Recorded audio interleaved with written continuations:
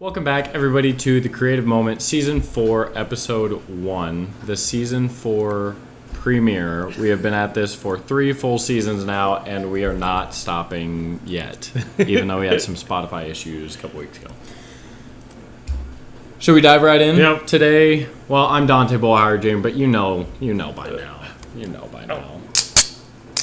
Today, we're talking about pain and heartache, some kind of not negative emotions, but just emotions that come with life, I guess. And I'll let you. Yeah, because like there's the thought that there's no such thing as happy poetry, even though there is. But the idea is that all stems from those kind of emotions, and it's an interesting.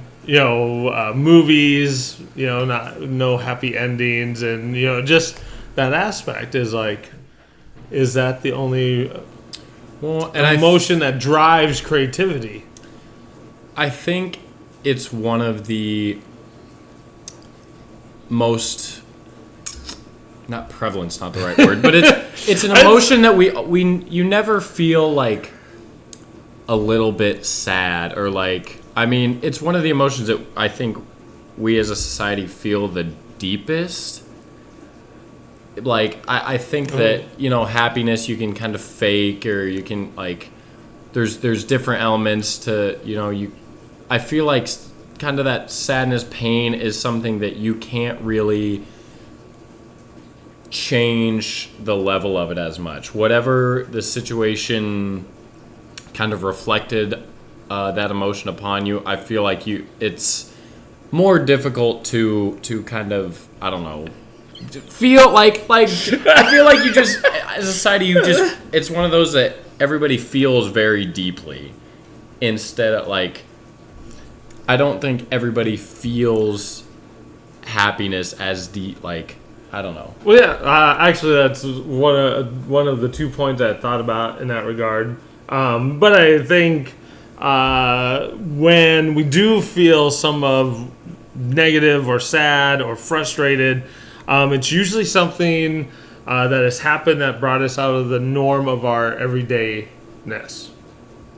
Okay? And so it highlights our human experience in that regard because, we're doing our daily routine. We can feel a little run down, a little stressed, a little...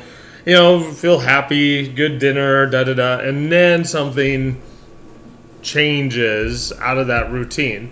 And there's all kinds of situations and stuff, and then it's like, oh, how do I deal with this? As a writer and stuff, obviously poetry and short stories or things, or making a movie. You, though... due to your photography, and we've talked a couple of times, and this one got me wondering, is when you've gotten to go take some of your nature photos and stuff like that, it's usually once you've hit a low, and it actually fills your spirit and gets you back up. But it's like, why are you waiting until you have that negative, that empty feeling? Yeah, you're an interesting situation. So I wouldn't say that I feel it's like a pain or like a sadness, but it's definitely a valley. It's a valley aspect of emotion, and usually it stems from like exhaustion most of the time, from whether it's mentally, physically, both. That's usually when I'm like, let's drive to Utah at 2 a.m, which didn't help.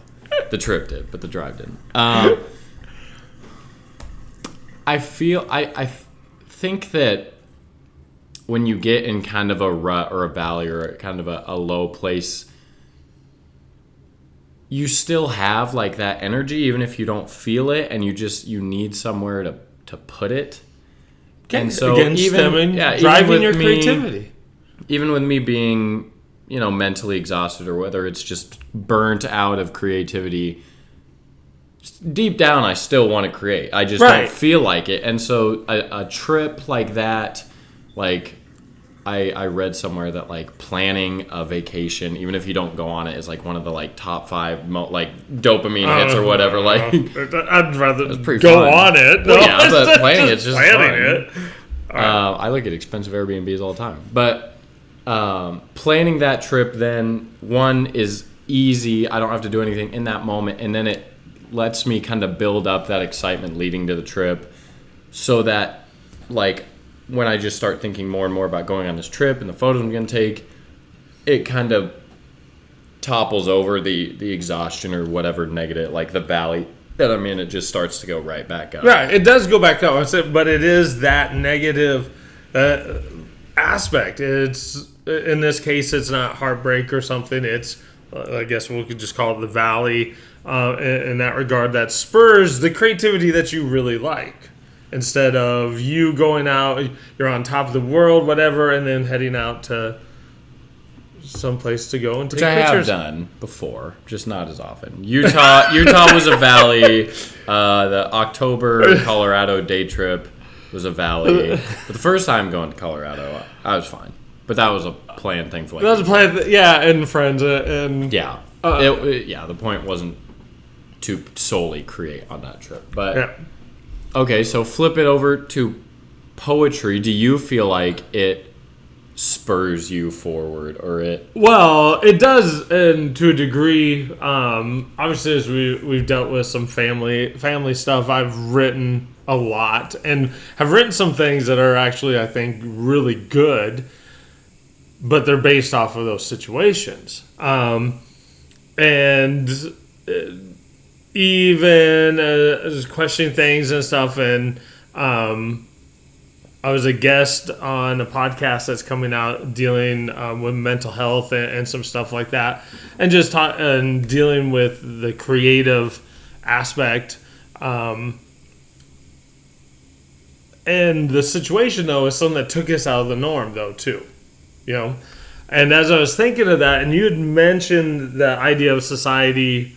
Type of thing and I was just like, okay, how come to a degree is there not a ton of happy poetry?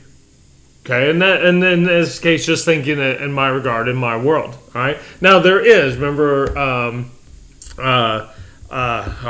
Wordsworth. The world is no. Oh, the rainbow one. That if he ever loses that I remember joy, that poem. Now I forgot the title. I don't know why you think I remember it. Well, yeah. If I pass that test, I forgot it. It's a short poem anyway. Like, it's a shorter poem. It's not one that he's known the most for. The world is with us, too much late and soon is the one that he's known. But that's a happy poem. And has a deep message, you know, in regards that he hopes that he always has that joy when he sees a rainbow. And I was just so I was like, okay, how come we don't have this creativeness that really?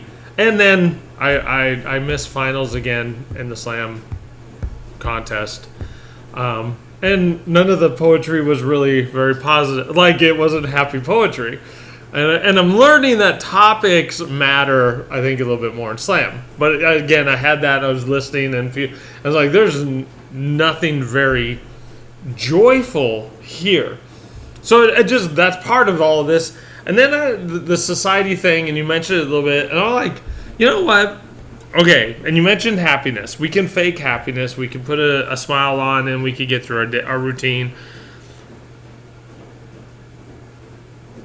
Our daily life, I think, just an opinion, I have unpopular opinions about lots of things, is that we don't actually get to experience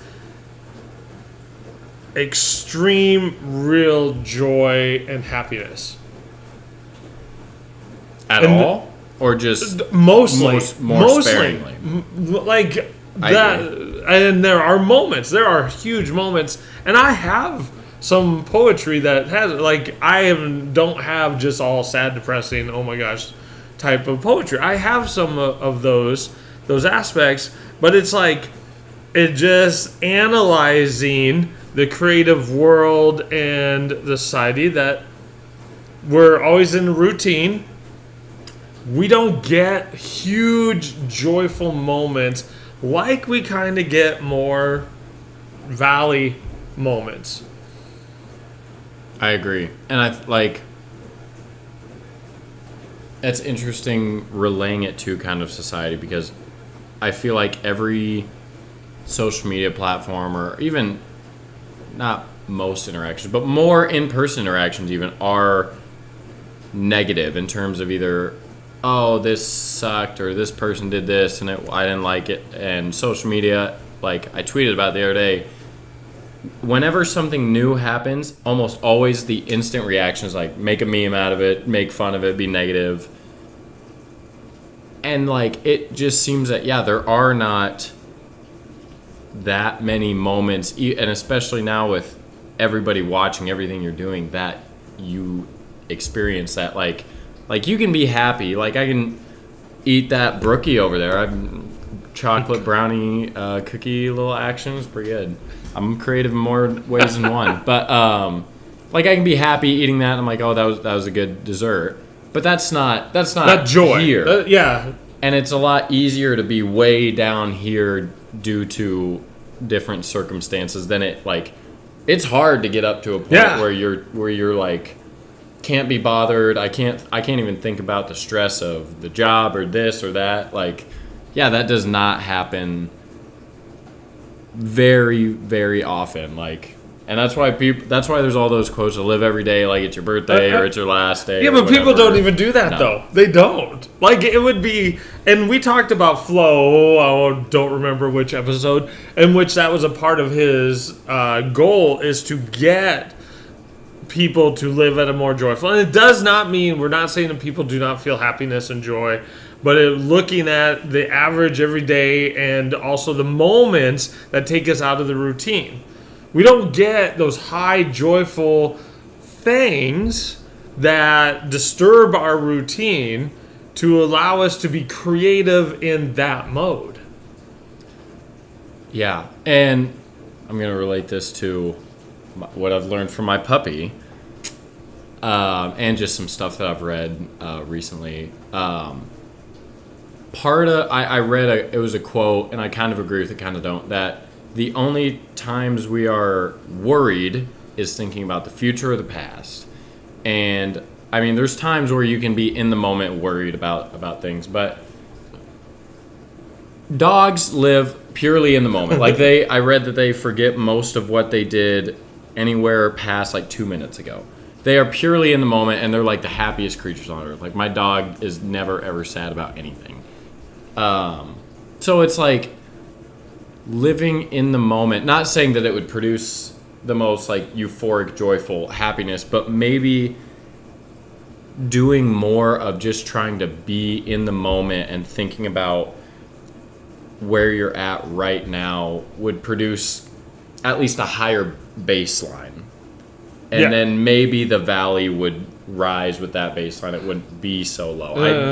I'm just saying that sometimes there are some valleys. There are just some valleys. And I agree. I was just saying, because I had shared this during COVID, when I got to help a second grade elementary class write some poetry, and I had one that was spurred from me getting gas early in the morning, and it's called "The City Awakes." And it just was how there's darkness around the gas station, but the gas station lights were, and you could hear people. It just was like the city is awakening, and I was just in that moment. And like I have notebooks or pens or post-it. I mean, I get it. I get my ideas down as I can, and that aspect, as because our definition of creativity has always kind of been our expression, and so when and if creatives can do that, be in the moment and actually appreciate and start to kind of be a rebel against the norm of our society, is actually feel good actually be happy, enjoy some of the smaller things, then that be interested in what is produced in that emotion. Because heartbreak and all those things do spur creativity, but I actually think real joy and stuff like that can too. But we gotta don't get there. We just don't get there very often, and part of that is actually training. Mentioning like flow, talking about flow. That was with that, and to then go ahead and go against your routine, because I think also part of creativity is a little bit of routine. Just when this happens, I write the da-da-da, and I've got a lot of happy blog posts as compared to poetry. And that's just sometimes a medium a little bit there, but I've got blog posts that really try to highlight those things, and some short stories and stuff like that. Yeah, and I also think this is another maybe reason why we don't get up there as much. I feel like we don't allow ourselves sometimes to be that joyful, because we're like, we get there and then we're like, oh, but I am worried about money, or different stress. I feel like sometimes we do not give ourselves the allowance of being up there, and we just start to sink ourselves lower. And then I think it's harder to not allow yourself to get that low. That's going back to what I said. I don't think you can control really how deep your valley goes. And so this is from 101 Essays to Change the Way You Think, talking about if you allow yourself to just if you're feeling an extreme emotion or something, just sit back and let yourself feel it. Just experience what you're feeling, whether it's anger, sadness, whatever, and just let it be, instead of trying to fight. Oh, I shouldn't be sad right now. I shouldn't be happy. I shouldn't be just allow yourself to feel it. And I think that it's something that I've personally kind of tried.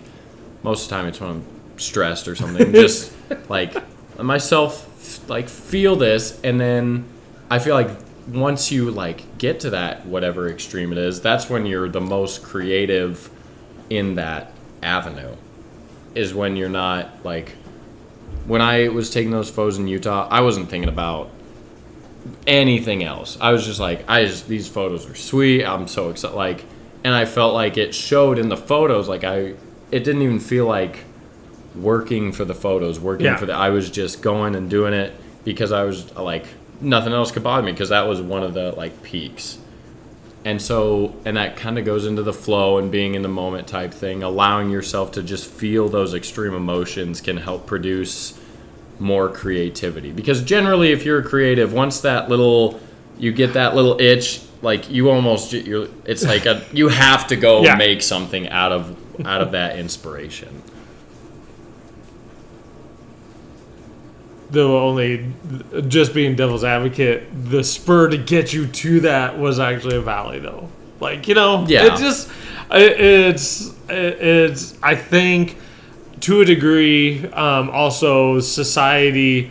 I think people don't allow themselves to feel joyful either, because right now, especially, things are so bad, and it's being outside the norm of expressing the joy and the happiness and the things, even though there are bad things going on. But I could worry myself out of creativity by being stressed about all that, or when outside and your sister's on her bike and just and smile and just being in that moment and finding the creativity of that instead of something that's almost expected out of me, out of the stresses and negative things that are going on in the world. So one, we agree, negative, heartbreak, stress, whatever, does spur creativity. What we are trying to articulate and discover here is that there's probably a lot of your creativity, our creativity too, that we are missing because we don't get to or allow ourselves or get into the flow, into the presence of now, and of hitting those high emotions, those joyful emotions, those types of things, and being creative in that moment and being okay.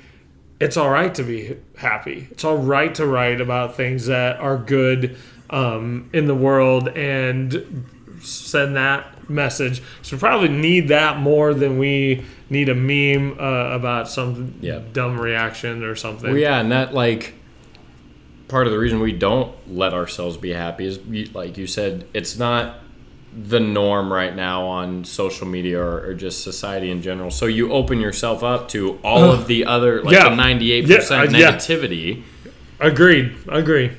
And just, and we've touched on this before, just even showing almost any emotion at all that's not negative, even if it's like peace or tranquility, whatever, you're opening yourself up to the rest of society being negative towards that. And it takes a lot of courage to still continue to put stuff out there, continue, like we said, our definition of creativity is putting yourself out there anyway. So putting yourself out there and being against what all of whatever else you're seeing, you just have to have, like, you have to be courageous. You have to know that at the end of the day, someone's not going to like what you make no matter what. And the only thing that really matters, the only thing that's going to derail your career is if you stop creating. Yeah. And so, like, just whether you're putting out sad poetry or happy photography or whatever, just have the courage to keep going and don't let any of those emotions stop you, because that's when your career dies. It's just when you stop doing it. Yeah. So that's kind of all we got for a season 4 premiere. We will see you guys in a couple weeks. Thanks for sticking around for us for now going on the 4th season. We'll see you in a couple weeks.